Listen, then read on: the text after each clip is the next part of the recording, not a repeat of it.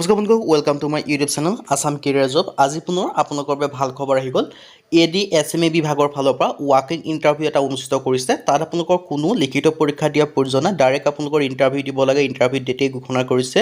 সেই ইণ্টাৰভিউ ডেটত গৈ আপোনালোকে ইণ্টাৰভিউটো দি পাছ কৰিলে আপোনালোকে চাকৰিসমূহ লাভ কৰিব।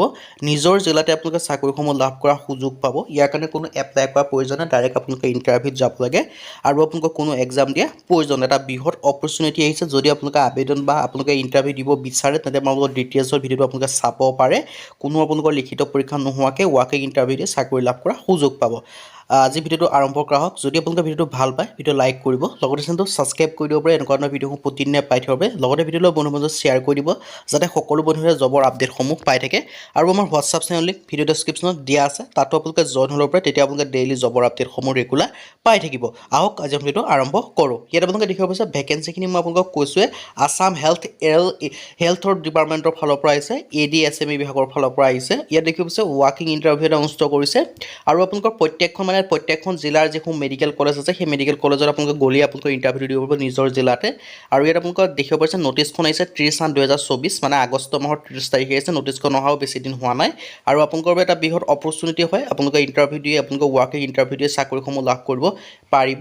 ইয়াত আপোনালোকে দেখিব পাইছে engagement contextual position for project implementation unit under the JSCI state Assam health system ষ্টিপিং প্ৰজেক্টৰ আণ্ডাৰত আপোনালোকৰ ভেকেঞ্চিখিনি আহিছে। আপোনালোকে দেখিব পাইছে এটা বৃহৎ আপোনালোকৰ অপৰচুনিটি আহিছে।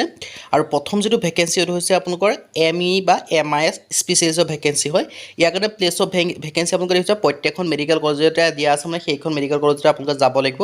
আছাম মেডিকেল কলেজ আছে হস্পিটেল ডিব্ৰুগড়ত আপোনালোকে পাব, ডিফু মেডিকেল কলেজ আছে হস্পিটেল তাতো পাব পাৰে, FFA মেডিকেল কলেজ আছে hospital Barpeta, Guwahati medical college গুৱাহাটীত পাব পাৰিব, বা লখিমপুৰ মেডিকেল কলেজতো আছে হস্পিটেল, তাতো আপোনালোকে যাব পাৰিব ইণ্টাৰভিউৱে।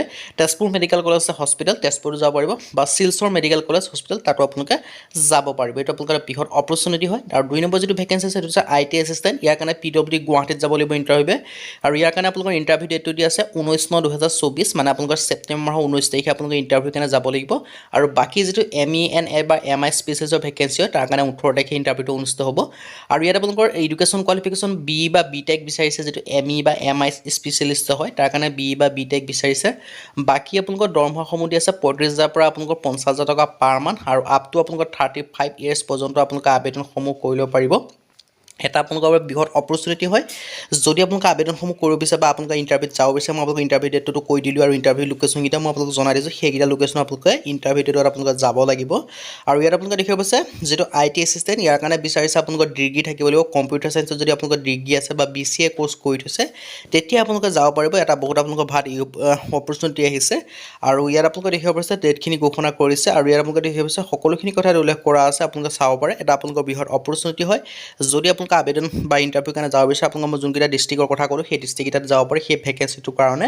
আৰু আপোনালোকৰ ডেটকেইটাও কৈছোঁ, এটা ছেপ্টেম্বৰ মাহৰ 18 তাৰিখ আৰু এটা আছে ছেপ্টেম্বৰ মাহৰ 19 তাৰিখ। আজি ভিডিঅ' ইমানে। যদি ভিডিঅ' ভাল পালে লাইক কৰিব, লগতে চেনেলটো ছাবস্ক্ৰাইব কৰি দিব।